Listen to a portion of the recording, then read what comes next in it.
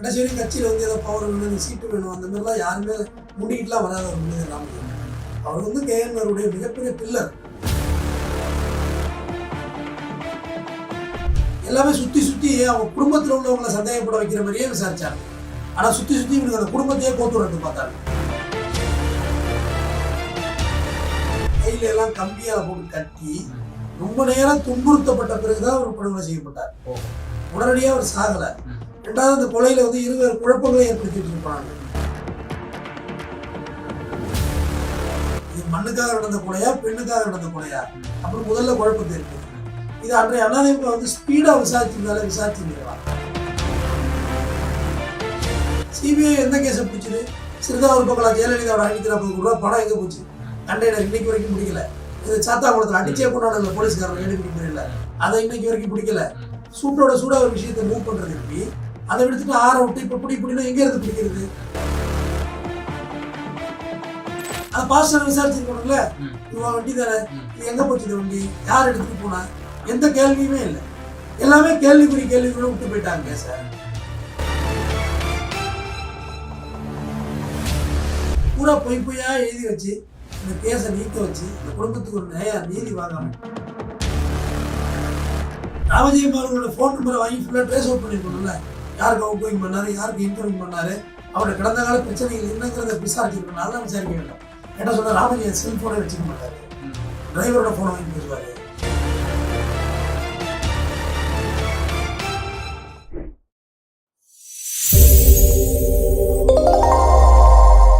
ஈத்தமிழ் news பார்வையாளர்களுக்கு வணக்கம். இன்றைய சிறப்பு நேர்காணல்ல நம்மோட இருந்திருக்கும் சிறப்பு விருந்தினர் மூத்த குற்றவியல் வழக்கறிஞர் மரியாதைக்குரிய RS தமிழ்வேந்தன் சார். சார் வணக்கம். வணக்கம் சார். தமிழகத்தையே உலுக்கிய அதிமுகவுடைய ஆட்சி காலத்துல நடந்த ஒரு படுகொலை தான் ராமஜெயத்தினுடைய படுகொலை.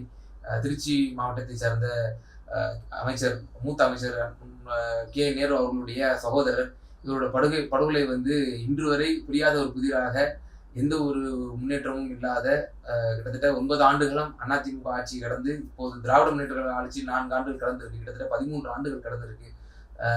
என்னன்னா சார் அந்த மர்டர்ல ஆட்சி?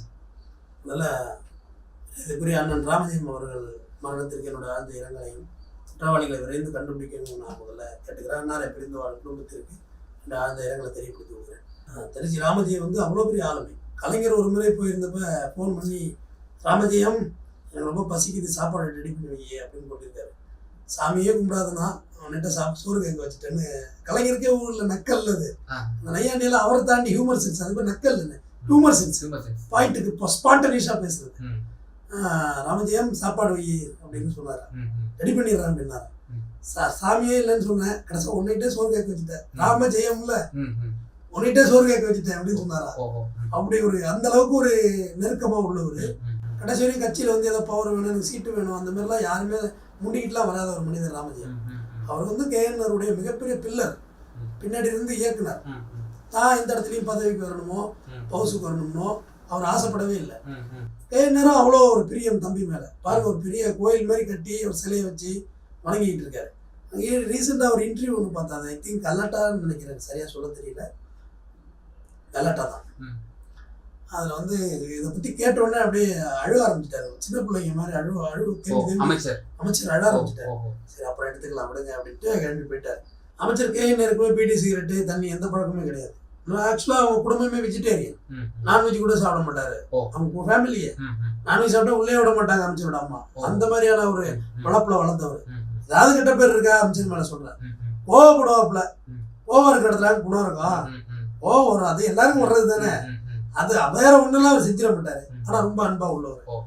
ராமஜெயம் வந்து பல கோலங்கள்ல வந்து அவருக்கான எதிர்ப்புகள் வளர ஆரம்பிச்சிட்டு, அரசியல் ரீதியா பொலிட்டிக்கல் ஃபர்ஸ்ட், அரசியல் ரீதியான எதிர்ப்புகள் அவருக்கு அதிகம். இது போக சின்ன சின்ன விரோதங்கள் அவருக்கு ரேஸ் ஆகிட்டே இருந்துச்சு. யார் மத்தியில சார் வந்து அவர்களுக்கு விரோதங்கள் நீங்க சொல்வது போல எதிரிகள் வந்து உண்டானாங்க? பொலிட்டிக்கல் ரீதியாவே கேஎன்ஆர் அசைச்சு பார்க்கணும்னா ராமஜெயம் இருக்கக்கூடாதுங்கிற ஒரு ஸ்டாண்டு ஒரு முக்கிய தளபதியாக தம்பி இல்லைங்க, தளபதி தாங்க, தம்பி தான். பின்னின்று அந்த இயக்குறது விதம் இருக்குல்ல, சொன்னா உடனே திருச்சி ஒரு வேலை பார்க்கறதுக்கு உருத்தான ஆள் இல்லை கேஎன்ஆருக்கு. ஸோ இவரை கலைச்சாக்க கேஎன் நேரு கொஞ்சம் ஆட்டம் கண்டு போவார் அப்படின்ற எண்ணமா இருந்திருக்கலாம். மற்றபடி கேஎன் நேரு எல்லாத்தையும் தாண்டி திமுகங்கிற சின்னம் ஒன்று அவங்க தூக்கி நிறுத்துதுங்க. அது முதல்ல பார்க்கணும். தனி மனிதர்கள் அல்ல கட்சிங்கிறது. இன்னொன்று ராமஜெயம் கொலை பார்த்தீங்கன்னா ஆரம்பத்தில் பார்த்தீங்கன்னா முதல்ல சொல்லப்பட்டுச்சு, ஒரு குறிப்பிட்ட பீப்புள்ஸ் சந்தேகப்பட்டாங்க. எனக்கு தெரிஞ்சு இதுக்கு 3000க்கு மேற்பட்டவர்களும் விசாரிச்சிருப்பாங்க. எல்லா வகையிலும் எப்படியெல்லாம் விசாரிக்கணும் அப்படின்னு விசாரிச்சு பார்த்துட்டாங்க அந்த வழக்கு. ஏன்னா நிறைய முரண்பாடுகள் இருந்துச்சு அந்த வழக்கில். ஃபர்ஸ்ட் ஆஃப் ஆல் காலையில் வாக்கிங் போனாருன்ற ஒரு தகவல் அதில் வந்துச்சு. அப்புறம் அது முரண்பாடு ஆடிச்சு. அப்புறம் அந்த அவர் மேலே போத்திருந்த போர்வை வந்து வீட்டோட போர்வைன்னாங்க. அது அப்புறம் இல்லைன்னாச்சு. எல்லாமே சுற்றி சுற்றி அவங்க குடும்பத்தில் உள்ளவங்களை சந்தேகப்பட வைக்கிற மாதிரியே விசாரிச்சாங்க அன்றைய காலகட்டத்தில். ஆனால் அதிமுக பீரியடில் அவங்க ஃபேமிலி பீப்புள்ஸே சந்தேகப்படுற மாதிரி விசாரிச்சாங்க. அதுக்கான அவசியமே இல்லையங்க.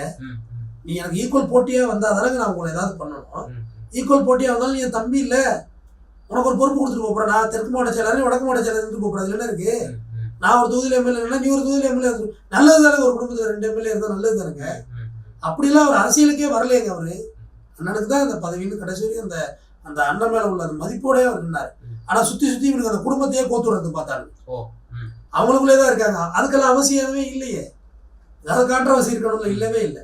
அதுக்கு அடுத்தது போல் அந்த அவர் வந்து இப்போ உங்களை வந்து கொலை செய்யணும்னா, ஒரு படுகொலை செய்யணும்னா நீங்கள் வாக்கிங் போகிறீங்கல்ல, அப்பயே வந்து மாக்குன்னு விட்டுவானுங்க, வெட்டிட்டு ஓடிடுவானுங்க. ஆனால் இவர் ரொம்ப தெளிவாக கடத்தி கொண்டு போயிடுச்சு.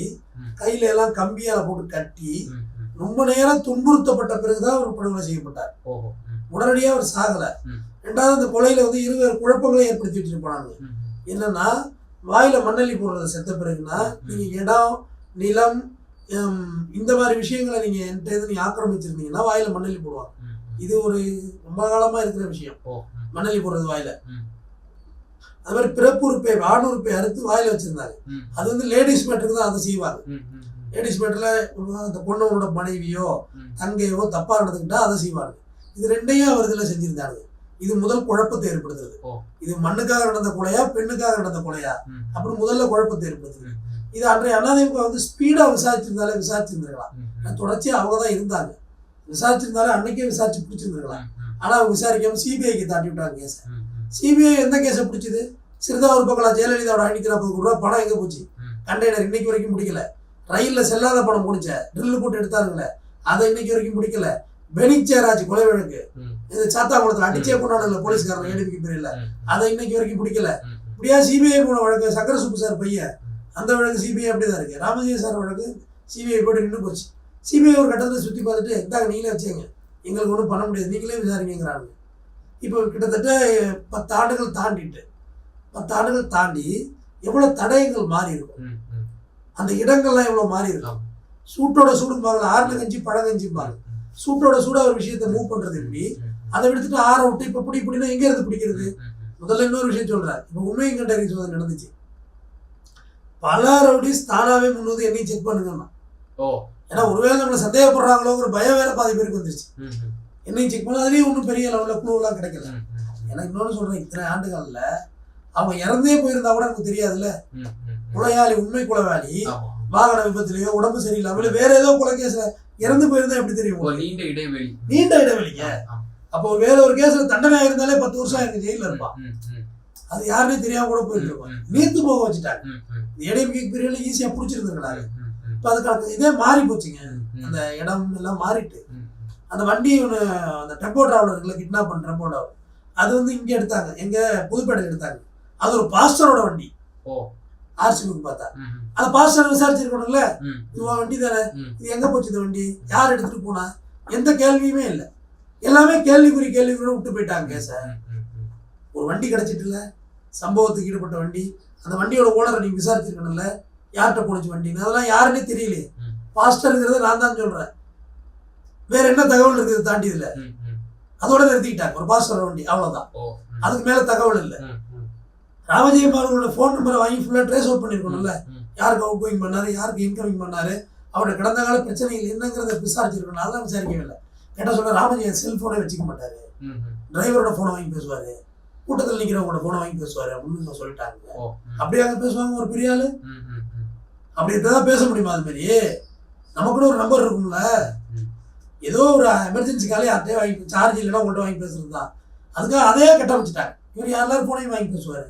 பூரா பொய்யா எழுதி வச்சு அந்த கேஸை நீக்க வச்சு அந்த குடும்பத்துக்கு ஒரு நீதி வாங்காமல் எனக்கு ஒன்றும் இல்லை. நெறியாளர் இறந்தவங்க யாராக வேணா இருக்கட்டும், ஆனால் ஒரு உயிரை எடுத்துட்டு எங்கேயோ ஜாலியாக சிரிச்சுக்கிட்டு சந்தோஷமா இங்கே இருக்கிறத நம்ம அனுமதிக்க முடியாது, சட்டமும் அனுமதிக்க கூடாது.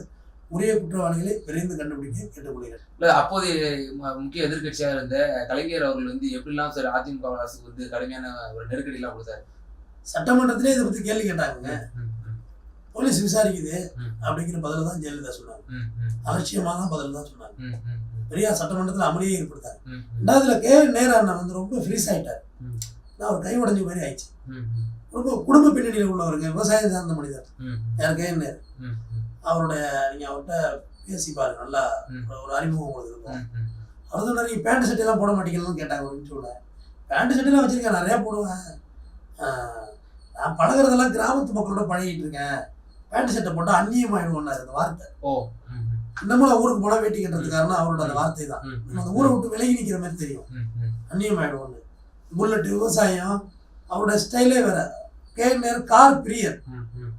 காரில் போகிறது தான் 99% கார் பிரயாணம் தான் அவர் பிடிக்கும், ஃப்ளைட்டெல்லாம் பிடிக்காது. அவர் காரில் போகிறது தான் அவர் என்ஜாய் பண்ணுறது. அவர் அப்படியே உடஞ்சி போயிட்டார் அதில். அதனால அவர் அன்னைக்கு அன்னைக்கு ஜெயலலிதாவை எதிர்த்து இந்த பிரச்சனையெல்லாம் பெருசாக பண்ண அந்த ஜெயலலிதா விடவே இல்லை. கைது, பயங்கர கைது நடவடிக்கை, ஒரு அரக்கத்தனமான ஆட்சி நடத்துச்சு. இல்லைன்னாலாம் இவங்க உண்டுலன்னு பண்ணியிருப்பாங்க. அது இறந்தது வந்து தம்பி ரொம்ப நம்ம பண்ணணும், அரசியல் பண்ற மாதிரி நினைச்சிருவாங்க ஒரு ஃபீலிங் இருந்திருக்கும். வேணுமே பண்றாங்க, அரசியல் பண்றாங்க. அதனால ஏன்னா ரெண்டாவது அந்த குடும்பத்துக்குள்ளேயே சுற்றி விட ஆரம்பிச்சது கவர்மெண்ட். அன்னைக்கு இருந்த கவர்மெண்ட் உங்க வீட்டுக்குள்ளதான் எல்லாரும் இருக்கிறாங்க மாதிரிலாம் கிளப்பி விட்டாங்க. அதெல்லாம் பொய், நிச்சயமான பொய். அது குற்றவாளிகளை விரைந்து கண்டுபிடிக்கணும். அதே போல சார், அப்போது அந்த காலகட்டத்திலேயே வந்து நேரு அவர்களுடைய உறவினர் திருமணத்துல கூட கலைஞர் அவர்கள் வந்து கலந்து கொண்டு ஒரு பேச்சை வெளிப்படுத்தினார். இது வந்து அரசியல் பழிவாங்கல் செய்து விட்டார்கள் நம்முடைய ராமஜெயம் மீது அப்படின்ற ஒரு அப்பட்டமான ஒரு குற்றச்சாட்டை கலைஞர் அவர்கள் அவர் உயிரோடு இருந்த காலத்திலே வச்சிருக்கிறார். அப்போ அது அப்பட்டமான ஒரு அரசியல் பழிவாங்கும் ஒரு நோக்கம் தானா, அரசியல் படுகொலை தானா இது? இல்ல, மேபி அரசியல் படுகொலையா இருக்கிறதுக்கு தான் நிறைய வாய்ப்புகள் இருக்கு. வேற ஒன்றும் தனிப்பட்ட முறையில் அவங்கெல்லாம் பகை வராதுங்க. பகைக்கு என்ன வேலை இருக்கு? இங்க பாருங்க, ஒரு குரோத்துக்குள்ளா இருக்கிறவங்க தான் எல்லார்ட்டையும் சண்டை போட்டிருப்பாங்க. ஒரு அப்கிரேட் ஆனவங்க வந்து யார்ட்டையும் சண்டை போட மாட்டாங்க.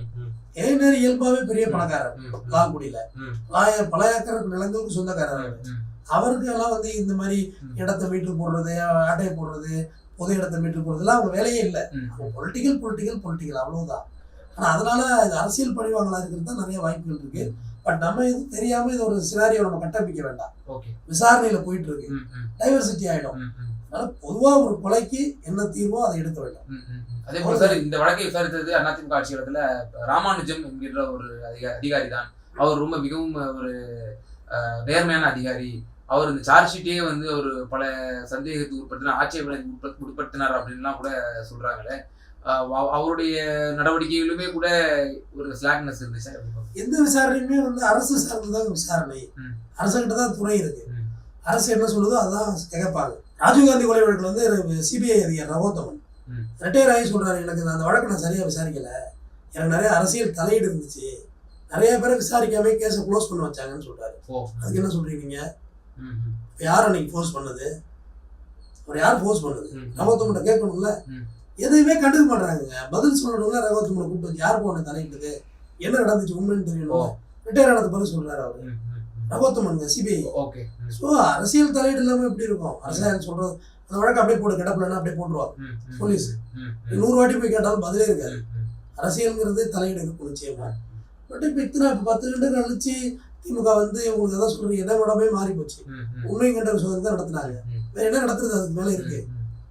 ஸோ உண்மை குற்றவாளியை கண்டுபிடிக்க வேண்டும். ஸோ சகோதரராக இருக்கக்கூடிய அமைச்சர் நேரு அவர்களும் இதை வந்து கடந்து வந்துட்டாரா? இது வந்து தன்னோட சகோதரர் ஒரு அப்பட்டமான முறையில் படுகொலை செய்யப்பட்டிருக்கிறார், இருந்தாலும் காலம் கடந்து விட்டதுன்னு சொல்லி அவரும் ஒரு ஒரு நிலைக்கு வந்துட்டாங்களா? உங்க தம்பியை கொலை செஞ்சு நீங்க அந்த மாதிரி வந்துருவீங்களா? இல்லை, நிச்சயமா ஒரு ஆதங்கம் இருக்கும். அப்புறம் அப்படிப்பட்ட கேள்வி கேட்குறீங்க. இல்லை சார், நீங்க தான் சொன்னீங்க இது வந்து தன்னோட குடும்பத்தை சார்ந்தவர் அப்படின்னால அரசியல் நம்ம செய்யறோம் அப்படின்னு ஒரு எண்ணம் வந்து எல்லாம் தடலா எரிஞ்சுக்கிட்டு இருக்கும். வேற வழி இல்லை, வெளில வந்து சிரிக்க வேண்டிய கட்டாயம், நாலு பேர்கிட்ட பேச வேண்டிய கட்டாயம் இருக்கு. பொலிட்டீஷியனா இருக்காங்கல்ல, எப்படி தூக்கம் வருமா அவர் படுத்தா? அதே நினைப்பு வராதா? நாடாளுமன்ற மந்திரி, இன்னும் நம்ம பெரிய ஆளா இருக்கோம், திருச்சியே நம்ம தான், ஆனா நம்ம தம்பியை கொண்டுட்டாங்க அப்படின்ற ஃபீலிங் எவ்வளவு உறுத்தும் தெரியுமா அவருக்கு மனசுக்குள்ள. இந்த வழியெல்லாம் சொல்ல முடியாது வெளியில. இந்த டிவியில போயிட்டாங்க அப்படி அழ ஆரம்பிச்சிட்டாரு திரும்பி திரும்பி. ஆனா அப்படியெல்லாம் இல்லை, ரொம்ப பெரிய தணலா இருக்கும். யாருக்கிற கண்டுபிடிச்சாவணுங்கிற வேகம் அவ்வளவு அதிகமா இருக்கும். அந்த கொலை செய்யப்பட்ட அந்த கூலிப்படைகளை கூட வந்து காவல்துறையோ அந்த விசாரணையில வந்து கண்டெடுக்கவில்லையா சார்? யாரையுமே பிடிக்க முடியலங்க. அந்த அளவுக்கு ஒரு புரியாத உயிரா. ஆமாங்க, எவ்வளவு பேரை கொண்டு வச்சு விசாரிச்சு பார்த்துட்டாங்க. எவ்வளவு பேரை கொண்டு போய் திருச்சி கமிஷன் ஆஃபீஸ்ல வச்சு டார்க் ரூம் வச்செல்லாம் விசாரிச்சு பார்த்துட்டாங்க. ஏங்க இது ஒரு சாமானிய கொலைன்னு வச்சுங்களேன், யாரையோ இன்வால்வ் பண்ணி கேஸை முடிச்சிருவாங்க. இது அப்படி முடிக்க முடியாது. பெரிய பெரிய கேங்ஸ்டர் எல்லாம் கொண்டு வச்சு பேசி பார்த்தாங்க. எல்லாரும் தெரிச்சுதான் ஓடினாங்க. ஏங்க நாங்க போய் எப்படி பண்ண, நீங்க என்ன ஏங்க கேவினரோட தம்பியை தூடுறதுன்னா உங்களுக்கு அவ்வளவு எளிதா போயிட்டா? அவ்வளவு ஈஸியான விஷயமே கிடையாது. ஆனா எனக்கு இதை விடவெல்லாம் என்னோட தனிப்பட்ட கருத்து ஒண்ணு இருக்கு. மிக சாதாரணமான ஒரு சாமானியன் தான் அவரை கொலை பண்ணிருக்க முடியும். நீங்க சொல்றது ஹிட்லிஸ்டே தான் எல்லாரும் தேடிட்டு இருக்காங்க. ஹைட்டக்கான கேங்ஸ்டரையே தேடுறாங்க. எளிமையான மனுஷன் ஏதாவது பண்ணிருப்பான். மிக சாமானியன்னு சொல்லுவாங்கல்ல, அவன் தான் இதுல ஏதாவது ஈடுபட்டிருக்கணும். அதை நோக்கி விசாரணை பயணிக்கணும். என்னுடைய கருத்து அதுதான். ஏன்னா ஒரு குற்றவியல் வழக்கறிஞரா ஒரு அனலைசிங் சொல்றேன். ஏன்னா கேங்ஸ்டர் தான் நேரம் மாட்டிருப்பாங்க. வேற வேற வழக்குகள்ல சிக்கிறாங்கல்ல, அதுல கஸ்டடி எடுக்கிறாங்கல்ல, அடிக்கிறாங்கல்ல போலீஸ் கஸ்டடி, அதுல உளறிடுவாங்க. தம்பி மர்டர்லயும் நாங்க சம்மந்தப்பட்டிருக்கோம். இந்த ஒரு மர்டர் செஞ்சாங்கல்ல, அதுக்கு முன்னாடியே அவங்க கொலை செஞ்சிருக்க வாய்ப்பு இல்லை, பின்னாடியே அவங்க எதுவும் தப்பு செய்யல, இதோட ஒதுங்கிட்டாங்க அந்த குரூப். அதுதான் அவங்க மாட்டவே இல்லை. தொடர்ந்து ஹேபிச்சுவலா செய்யறவங்களா இருந்திருந்தா அடுத்தடுத்த அஃபென்ஸ்ல விசாரிக்கிறாங்கல்ல, கஸ்டடி எடுப்பாங்க போலீஸ். கடுமையா இருக்கும் அந்த கஸ்டடி எல்லாம். இல்லீகல் கஸ்டடிம்பாங்க. ஜுடிஷியல் கஸ்டடி தான் அடிக்க முடியாது, இல்லீகல் கஸ்டடி அடிக்கலாம். அடிச்சு பிரிச்சு எடுக்கிறதுல உடறிடுவாங்க. யாரோ ஒருத்தர் சொல்லிடுவான் வழி தாங்க முடியாம, நாங்க அந்த மாட்டோம், நாங்க தான் பண்ணோம். இல்ல கெத்துக்காவது ஏதாவது ஒயின் ஷாப்ல தண்ணியை போட்டு நாங்க தான் பண்ணோம் நேரு தம்பி என்று போயிருப்பான், மாட்டிருப்பாங்க. இவங்க ஒரு சாதாரணமான மனிதர்களா தான் இருந்திருக்க முடியும்.